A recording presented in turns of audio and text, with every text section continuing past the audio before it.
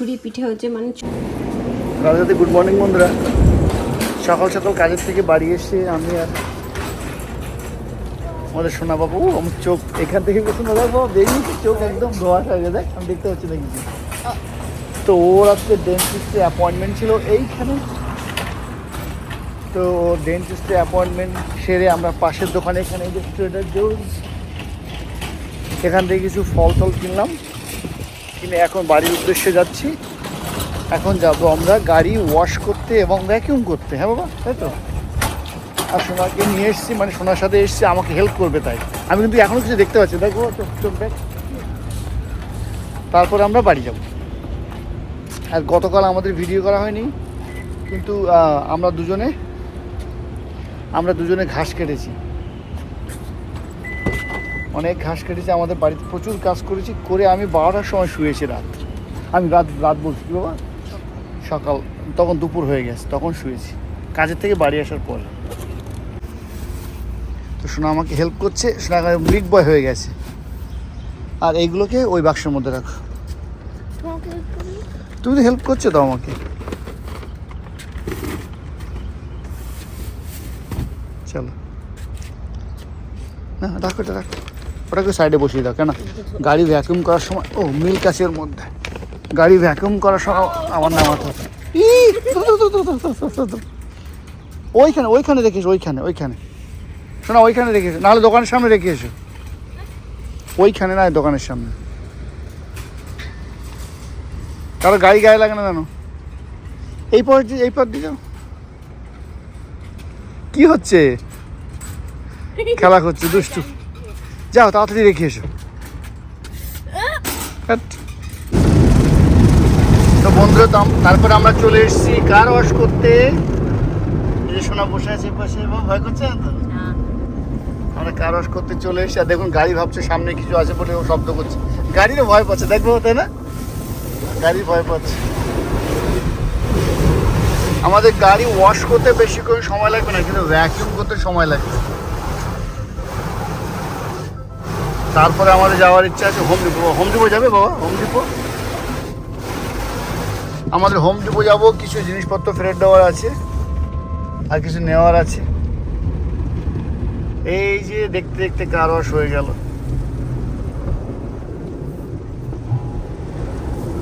ভালো লাগছে, হ্যাঁ।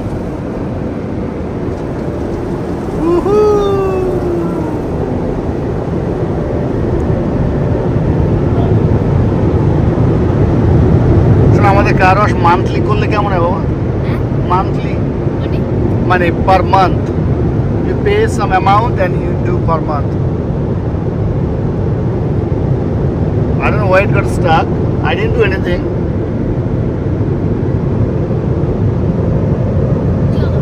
জানি না, দাঁড়িয়ে গেছে গাড়ি। ও এই তো হয়েছে।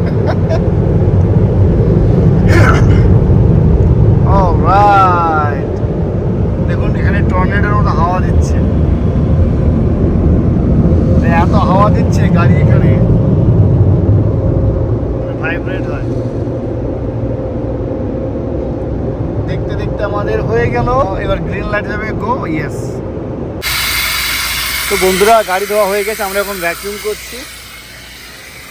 আর এই যে আমার সোনা বাবা আমাকে হেল্প করছে। আর দেখুন কত মুড়ি এটা ওটা পড়ে আছে, আর সোনাও আমাকে হেল্প করছে। বাবা ভালো করে করবে, হ্যাঁ বাবা।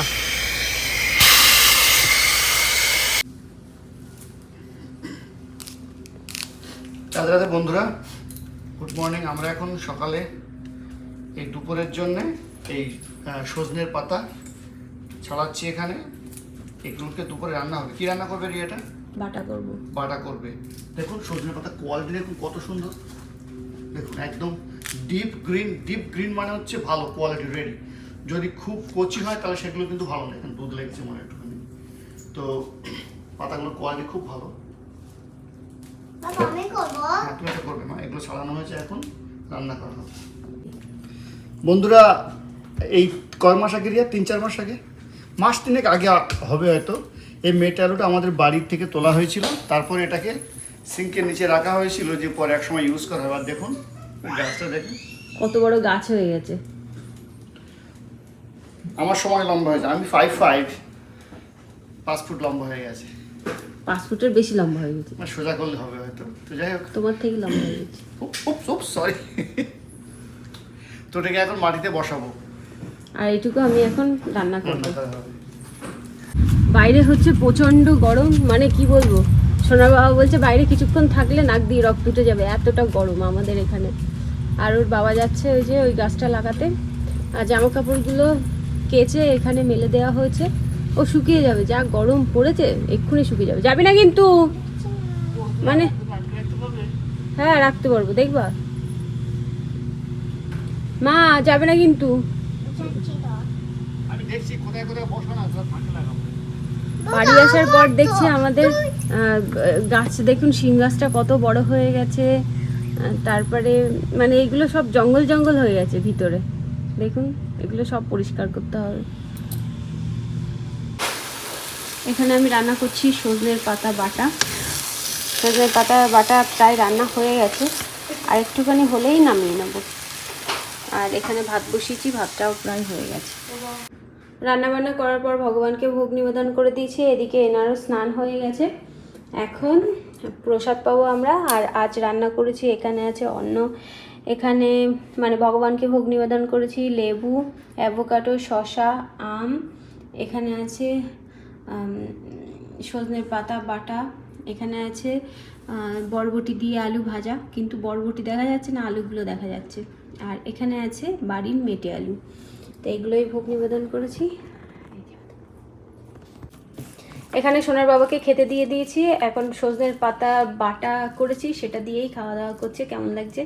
আগে তো খেয়েছো, বলো কেমন লাগছে? অনেকটা ওই দেখতে লাগছে, অনেকটা তোমার ওই ঘ্যাটকুলের পাতার মতো। খেতে কেমন লাগছে?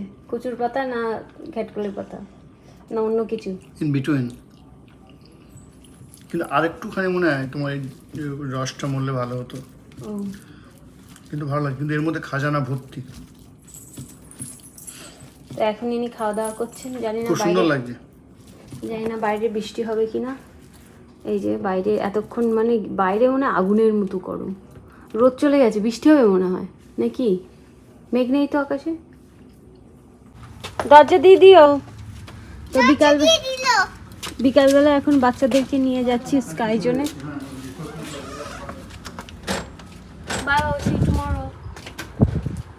বাবা বাইরে মনে হচ্ছে আগুন, এত গরম, আকাশে মেঘ কিন্তু গরম।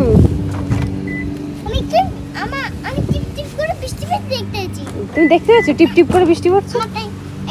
বাচ্চাদের 2 মাস স্কুল ছুটি, বাড়ি বসে কি করবে, ওই জন্যই আমরা স্কাই জোনে নিয়ে গেছিলাম। আর এখানে আমাদের মেম্বারশিপ করা আছে, ওই জন্যেই এখানে যখন খুশি আমরা বাচ্চাদেরকে নিয়ে আসতে পারবো। আর এখানে নিয়ে আসলে বাচ্চারা ভীষণ খুশি হয়, এখান থেকে যেতেই চায় না। আর দেখুন বাচ্চারা নিজেদের মতন নিজেরা খেলা করে। আর বাড়ি থাকলে তো সারাক্ষণ টিভি দেখবে, কার্টুন দেখবে। ওর থেকে ভালো যে বাচ্চাদের এমন কোনো জায়গায় নিয়ে যাওয়া, সেখানে গিয়ে ওরা খেলা করতে পারবে। আর আরও আশেপাশে আরও বাচ্চা কাচ্চারা আসবে, তাদের সঙ্গে মিশবে, ওদেরও ভালো লাগবে। তো ওই জন্যেই এখানে নিয়ে যাই। আর এখানে একদিন গেলে পরের দিন আবার এখানে যেতে চায়, কারণ ওরা এখানে আসলে মন খুলে খেলা করতে পারে। আর আমাদেরও ভালো লাগে, মাঝে মধ্যে আমার নিজেরও এদের সঙ্গে খেলা করতে ভীষণ ভালো লাগে, কারণ এই রকম খেলার জায়গা আমরা ছোটোবেলায় কখনো দেখিনি। আর এই রকম খেলা সত্যি ভীষণ আনন্দদায়ক। আমাদের মতন বড় বড় মানুষরাও যদি এখানে খেলা করতে বেশ ভালো হতো, কিন্তু এখানে সবাই খেলা করতে পারবে, ছোট থেকে বড়। আমিও মাঝে মাঝে আমার মেয়ের সঙ্গে একটুখানি খেলা করি। বাচ্চাদের স্কুল ছুটির পর থেকে এখানে প্রত্যেক দিন যাওয়ার চেষ্টা করি, কিন্তু প্রত্যেক দিন যাওয়া হয়ে ওঠে না, কারণ পড়াশুনো থাকে, আবার এদিক ওদিক যেতে হয়।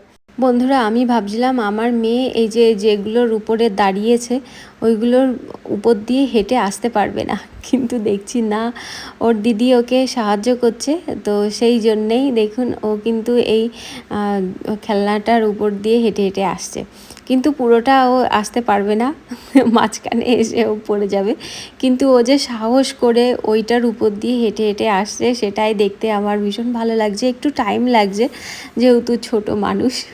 বন্ধুরা, আপনাদের মনে আছে, যারা আমার পুরনো বন্ধু তারা হয়তো জানেন যে গত বছরও কিন্তু আমরা এখানে এসেছিলাম, কিন্তু সঙ্গে আমাদের শ্বশুরমশাই শাশুড়ি মা ছিলেন। কিন্তু এবছর ওনাদের আমরা ভীষণ মিস করছি, বাবা মাকে। আমরা যখনই স্কাই জোনে যেতাম, বাবা মা এখানে এসে দুজনে বসে থাকতো আর নাতি নাতনিদের খেলা দেখতো। আর কখনো কখনো আবার নাতি নাতনির পিছন পিছন হেঁটে হেঁটে বেড়াতো যে ওরা কি করছে দেখি। শুধু যে আমরা বাবা মাকে মিস করছি তা কিন্তু নয়, নাতি নাতনিরাও কিন্তু ভীষণ মিস করছে ওদের দাদু ঠাম্মাকে। আমার ছেলে তো অনেকবার বলেছে, শুধু আমার ছেলে না, বাড়ির প্রত্যেকটা বাচ্চাই বলেছে যে ঠাম্মা দাদু এই ছুটির সময় আসলে বেশ ভালো হতো, তাহলে ঠাম্মা দাদুর সঙ্গে আমরাও ঘুরে বেড়াতে পারতাম। এবছর তো বাবা মা আসতে পারিনি, আশা করব সামনের বছর যেন বাবা মা আমাদের এখানে আসতে পারে আর আমাদের বাচ্চাগুলো যেন ওদের ঠাম্মা দাদুকে কাছে পায়। যতদিন ওর ঠাম্মা দাদু আমাদের বাড়িতে ছিল ততদিন আমার ছেলে মেয়ে দুজনেই ওর ঠাম্মা দাদুর পিছন পিছন ঘুরে ঘুরে বেড়াতো। চোখের আড়াল হলেই জিজ্ঞাসা করতো, ঠাম্মা কোথায়, দাদু কোথায়। দাদু বলে না, ওরা দাদা বলে, তো বলতো দাদা কোথায়। বন্ধুরা, এখন মনে হচ্ছে না যে বাচ্চারা কোনো বিয়ের অনুষ্ঠানে গেছে, কি সুন্দর লাইটিং হচ্ছে। কিন্তু এর মধ্যেও দেখুন বাচ্চারা খেলা করছে। এখান থেকে গেঞ্জি দিয়েছে, মানে স্কাইজোন থেকে গেঞ্জি দিয়েছে, সেই গেঞ্জি পরেই কিন্তু ওরা ওখানে খেলা করছে। তো বন্ধুরা, আমরা স্কাইজোন থেকে বাড়ি ফিরে এসেছি আর দেখুন বৃষ্টি হয়েছে এদিকে। আমরা স্কাইজোনের ওইদিকে ছিলাম, ওইদিকে কিন্তু বৃষ্টি হয়নি। আর স্কাইজোন থেকে একটা জামা দিয়েছে, মা দূরে যা দূরে যা, তোর জামাটা দেখাই, কত বড়, মনে হচ্ছে নাইটি পরে যা, একটু দূরে যা। ভয় পাবে কেন, এই যে মনে হচ্ছে কি আমার মেয়ে নাইটি পরেছে। চলো, ও দাদাকে একটা গেঞ্জি দিয়েছে, ওকেও গেঞ্জি দিয়েছে, চলো চলো। তো বন্ধুরা, ভগবানের জন্য তৈরি করব পিঠে। তো এখানে ব্যাটারটা তৈরি করে নিয়েছি, আজ আর চালের গুঁড়ো দিয়ে ব্যাটার তৈরি করিনি, আজ ময়দা দিয়েই ব্যাটারটা তৈরি করেছি। তো ব্যাটারটা তৈরি করে কিছুক্ষণ রেখে দিয়েছিলাম, তারপরে আমরা লাঞ্চ করলাম। লাঞ্চ করার পর এবার পিঠেটা তৈরি করে নেব। এটা কিছুক্ষণ একটু ফেটাতে হবে। এই যে ব্যাটারটা এইরকম রেখেছি। বন্ধুরা, তেল গরম হয়ে গেছে, এবার এক এক করে আমি তেলের পিঠে তৈরি করে নেব। অনেকে মালপোয়া বলে থাকে, তো চলতি ভাষায় আমরা ছোটোবেলা থেকে তেলের পিঠে বলে থাকি, ওই জন্য তেলের পিঠে বলছি। তেলের পিঠেগুলো একটু বড় বড় করেই বানাবো। তো প্রথমে একটা বানিয়েছিলাম, দেখছিলাম যে কেমন হয় না হয়। তো এই যে প্রথমটা, এই যে, আর এটা হচ্ছে দ্বিতীয়টা। প্রথমবার শেয়ার করতে ভুলে গেছি, ওই জন্য দ্বিতীয়বার আপনাদের সঙ্গে শেয়ার করছি। এটা হচ্ছে আমার ছোট্ট লোহার কড়াই, তো এর মধ্যেই আমি পিঠে তৈরি করি, যখনই পিঠে তৈরি করি না কেন। আর এই পিঠেটা দেখুন, দ্বিতীয় নম্বর পিঠেটা কত সুন্দর ফুলেছে। এবার আমি উল্টে দেবো। সাদা সাদা হচ্ছে, তার কারণ চিনি দিয়ে পিঠেটা তৈরি করছি, ওই জন্য পিঠের কালারটা লালচে লালচে লালচে না হয়ে একটু সাদা সাদা হচ্ছে।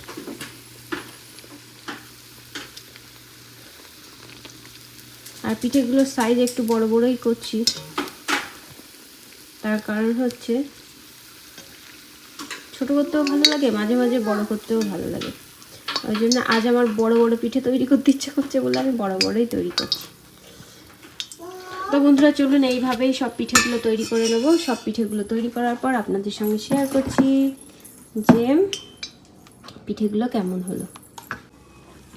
তো বন্ধুরা, সব পিঠে তৈরি করা হয়ে গেছে। দেখুন এক ঝুড়ি পিঠে হয়েছে, মানে ছোট্ট একটা ঝুড়ির এক ঝুড়ি পিঠে হয়েছে। তো বন্ধুরা, ভিডিও এডিট করছিলাম, ভিডিও এডিট করতে গিয়ে দেখি যে ভিডিওটা শেষ করা হয়নি, ওই জন্য আবার আসলাম আপনাদের সঙ্গে কথা বলার জন্যে। আর মানে যেদিন এই ভিডিওটা বানিয়েছিলাম সেই দিনের ভিডিওটা অনেকটাই ছোট হয়ে গেছে। তো বুঝতেই পাচ্ছেন, যেহেতু আমরা ঘুরতে গেছিলাম, ঘোরার থেকে বাড়ি ফিরে মাঝখানে কয়েকটা দিন ভিডিও করিনি, তারপরে আবার ভিডিও করা শুরু করেছি। আজকের মতো ভিডিওটা এই পর্যন্তই, দেখা হবে নতুন ভিডিওতে। আপনারা সবাই সুস্থ থাকবেন, ভালো থাকবেন, বাই বাই, রাধে রাধে।